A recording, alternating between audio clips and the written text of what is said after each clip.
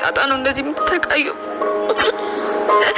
እኔ ልሰቃይልሽ? እኔ እናት ከአንድ ጓደኛዬ ጋር ስናወራ ለካች እርጉም ተደብቃ እየሰማችን ነበር። እንዴት ልንገርሽ? ሁሉንም ሆነ ስታውቂ ምን ታደርጊልኝ ነው? ዳጊ እናቴን አገቱ። መቼ? እንዴት?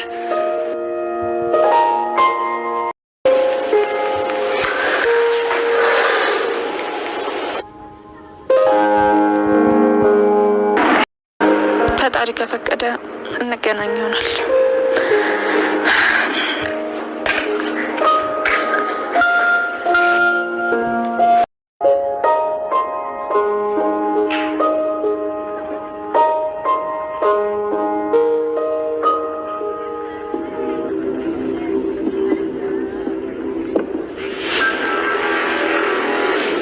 ዳግም በአገታት በብሌን እናት ሊፈነከት ችሏል። ብሌን እናቴን ለማዳን ስል የፈለገውን ነገር አደርጋለሁ በማለት ዛሬ ላይ በኃይሉ ከዚህ ሀገር መውጣት አለብሽ በማለት በመኪና ሊያሳፍራት ነው። በኃይሉ ማስመሰሉን ቀጥሏል። ብሌንን ይቅርታ አርጊልኝ፣ አንቺ እኮ ጥሩ ሰው ነሽ፣ አጨክኝብኝም በማለት እንግዲህ ይቅርታ ጠይቋል። ብሌንም ይቅርታህን ተቀብያለሁ በማለት ስትለው እኔ ግን ገና ከዚህ በላይ እበድልሻለሁ በማለት ነው የዛተባት። ሰላም ጤና ይስጥልኝ ውድና የተከበራችሁ ተመልካቾቼ እንዴት አላችሁ? እግዚአብሔር ይመስገን በጣም ደህና ነኝ። በያላችሁበት ሰላማችሁ ይብዛ እያልኩኝ ለዚህ ቻናል አዲስ ከሆናችሁ ሰብስክራይብ በማድረግ ቤተሰብ ሁኑ፣ እንዲሁም ላይክ ሸር በማድረግ አበረታቱኝ። ዛሬ ደግሞ አደራ ክፍል 14ን ይዤላችሁ መጥቻለሁ። እስከ ቪዲዮ ፍጻሜ ድረስ ከኔ ጋር ቆዩ። እንግዲህ በባለፈው ቃል ለጓደኛዋ ሚስጥሯን ሁሉ ስታወራ ነበረ ቪዲዮ ያለቀው። በዛ መሀል እንግዲህ ብሌን አዳምጣ ነበር። ብሌንም የሰማችውን ነገር ማመን አቅቷት በቁሟ ማስታጠቢያውን ከለቀቀችው በኋላ ደንግጣ ክፍሏ ገብታ ቆልፋ እያሰበች ነበረ። ወይኔ ምን አይነት ጨካኝ ናት! እንዴት ነው እንደዚህ ልታስብ የቻለችው? እትዬ እኮ መልካም ሰው ናት። ለምን ይሄንን አሰበች? እንደገና ልጅ ሳትሆን ነው ልጅ ነኝ ብላ የገባቸው። ምን አይነት ውስብስብ ጣጣ ነው? እንዴት ነው አሁን እትዬን ከዚህ አደጋ የምታደጋት እያለች እያሰበች ነበረ። በዚያ መሀል ነበር ቃል መታ በሩን እያንኳኳች ክፈቺ፣ የሰማሽው በሙሉ ውሸት ነው፣ ነይ በሩን ክፈቺ ልንገርሽ ብትላትም ብሌን ግን ልትሰማም ፈቃደኛ አይደለችም። በሩንም ልከፍት ፈቃደኛ አልነበረችም። ቃልም እስኪ ያለው እስከ መቼ ይሆን እዚህ ክፍል ዘግተሽ የምትቀመጪው በማለት ተናግራት ወደ ሳሎን ትሄዳለች። ብሌንም ካሰበች በኋላ ግን እስከ መቼ ነው እዚህ ክፍል የምቀመጠው? እንዴት አድርጌ ነው አሁን ለአድናት የምችለው በማለት እያሰበች ነበረ። በዛ መሀል ነበር እንግዲህ የእናቷን አሳዛኝ ዜና የሰማችው። በኃይሉ አብሮ ሰሪው ማለትም የስራ ባልደረባው የብሌንን እናት እንዲያግት እንግዲህ ለዳግም ነግረውት ዳግም ነበረ ያገታት። አሁን ላይ እሱ ይደውልና እናትሽን አግቻታለሁ በማለት ይነግራታል። ሲነግራትም እጅግ በጣም ነበር የደነገጠችው። ምክንያቱም ቃል ለበኃይሉ ደውላ ብሌን እኔ ልጅ እንዳልሆንኩ ሁሉንም ነገር አውቃለች በማለት ትነግረዋለች። እንዴት ነው ልታውቅ የቻለችው በማለት ብትጠይቀውም እሱ ግን በቃ ይዞሽ ተረጋጊ፣ ምንም ነገር እንዳትፈጽም ተጠባበቂያት፣ እኔ ሌላ መንገድ እፈልጋለሁ በማለት ለቃል ጥያቄ መልስ ይሰጣታል። ቃልም በዚህ ነገር ተረጋግታ ነበር።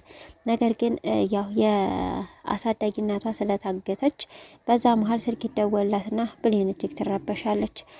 ብሌንም እንግዲህ ውጭ ላይ ወጥታ እያለቀሰች ነበረ። መቆም አቅቷት እየተንቀጠቀጠችና እንዲሁም ደግሞ መቆም ሲያቅታት ቁጭ ትላለች። በዛ መሀል ነበረ ቃል የመጣችው።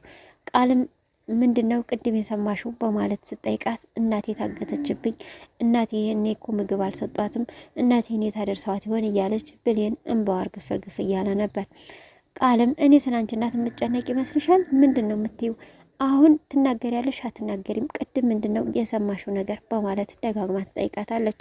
ብሌን ግን የእናቷ ነገር ነውና የሚያሳስባት እናቴ ይህኔ እኮ ውሃ አልሰጧትም ይሆናል፣ እናቴ ይህኔ እኮ ምን ውስጥ ትሆን እያለች ስለ እናቷ ማሰብ ጀምራለች።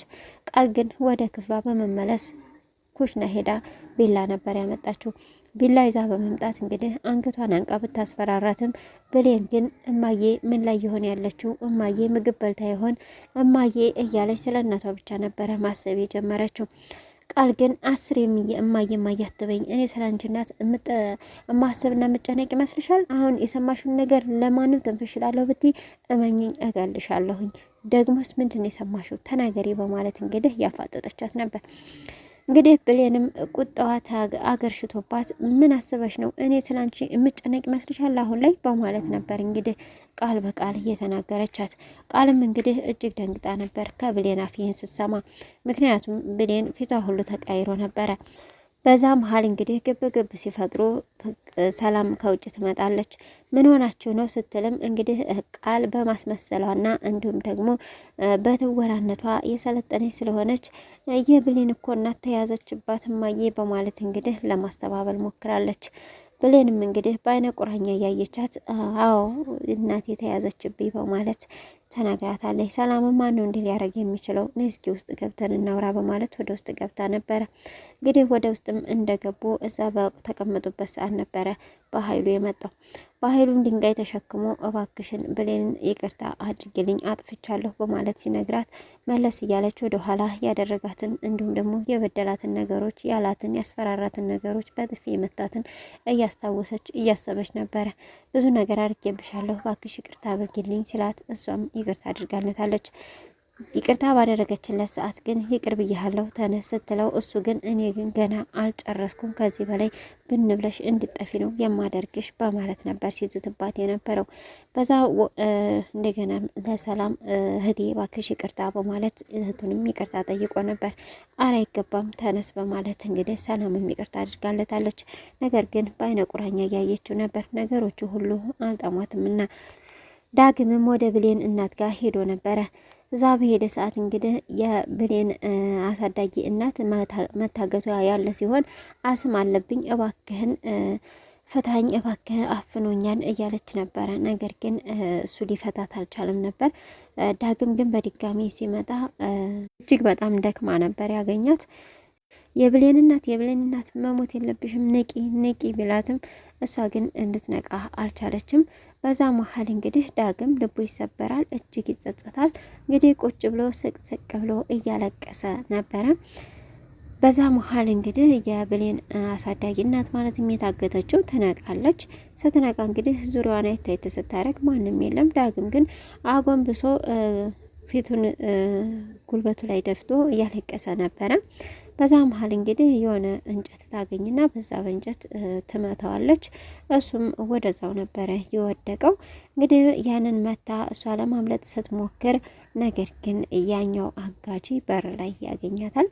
መልሶ ነበረ ያስገባት። ዳግምም እንግዲህ ግንባሩን በመጠገን እዛው ደግመህ ደግሞ ታመልጠሃሉ በማለት እዛው እንዲጠብቃት ታዟል። የብሌንም እናት እንግዲህ በጣም ጥሩ ሰው መስላኝ ነበረ፣ ለካ አስመሳይ እስስት ነህ፣ እኔ እንደዚህ አልጠብቅህም። ብሌንም ጥሩ ጓደኛ አገኘሽ ብዬ ደስ ብሎ ነበር፣ በእጅ በልተህ እንዴት እንደዚህ ትክዳለህ? ከሃዲ ነህ በማለት ዳግምን ሙልጭ አድርገው ይሰድቦታል። ዳግምም እኔ እንደምታስቢኝ አይደለሁም፣ ነገር ግን አንቺን ታላገጥኩሽ ይገሉሽ ነበረ፣ ከመገደል መታገቱ ይሻላል ብዬ ነው ያንን ካላደረጉን ደግሞ ለብሌንም ለኔም ላንቺም ጥሩውን ነገር መርጬ ነው ማገትን የመረጥኩትኝ በማለት ይነግራታል። እሷ ግን ልታምነው ፈቃደኛ አይደለችም። ወደ ቤትም በተመለሰ ሰዓት እንግዲህ ብሌን እናት የታገተችብኝ ብላ ነግራው ነበረ። እሱ ግን በጣም ስለተበሳጨ ወደ ክላሱ ነበር ቀጥታ የገባው። ብሌን ግን ምን ሆኖ ነው ሰላም ሳይለኝ ቅድምም አሁንም በማለት ወደ ክላሱ ትሄዳለች። እዛም እንደሄደች እንግዲህ ምን ሆነ ነው ሰላም አላልከኝም እኮ ስትለው እንደገና ግንባሩን ስታይ እጅግ ነበር የደነገጠችው። ምን ሆነ ነው በጣም እኮ ነው የተጎዳኸው፣ ምን ሆነ ነው እያለች ደጋግማ እየጠየቀችው ነበር። ሐኪም ቤት እንሂድ እያለችም እያስጨነቀችው ነበር። ዳግም ግን እሷ ላይ የሰራው ጥፋት እናቷ ላይ የሰራው በደል እየወቀሰው ነበረ። ከዚህ በላይ ጥሩ ሰው አትሁኝልኝ እባክሽን፣ አሁን እናትሽን እኔ እንዳገትኳት ብሰሚ ምን ትይሆን እያለ ዳግምም በጸጸት ራሱን እየወቀሰ ነበረ። በዛ መሀል ነበር እንግዲህ ለብሌን ስልክ የተደወለላት።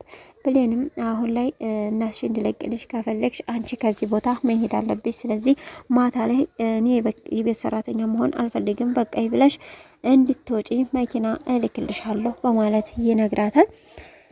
እሷም እሺ ለእናቴ ስል ሁሉንም ነገር አደርጋለሁ በማለት ተስማማለች።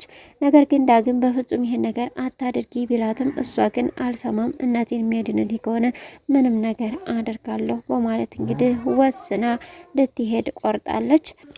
ብሌንን እንግዲህ የት ይዟት ሊሄድ ይችል ይሆን? በቀጣይ ቪዲዮ የምናየው ነው የሚሆነው። ማንስ ይዞት ሊሄድ ይችላል? ነገር ግን ከቤት እንደወጣች ፍጥጥ ብላ ስታይ ነበረ ደንግጣ። እንግዲህ መልካም ቦታ ማለትም መልካም ቦታ ባይወስዷትም ነገር ግን እሷን የሚጎዳ ቦታ እንደማይወስዷት ተስፋ እናደርጋለን። በቀጣይ ቪዲዮ ደግሞ ምን እንደሚከሰት ተከታትዬ የማቀርብላችሁ ይሆናል። እስካሁን አብራችሁ ስለቆያችሁ እጅግ በጣም አመሰግናለሁ። ለቻናሉ አዲስ ከሆናችሁ ሰብስክራይብ በማድረግ ቤተሰብ ሁኑ። በያላችሁበት ሰላማችሁ ይብዛ። ሰላም ነገር ሰላም ለሕዝባችን።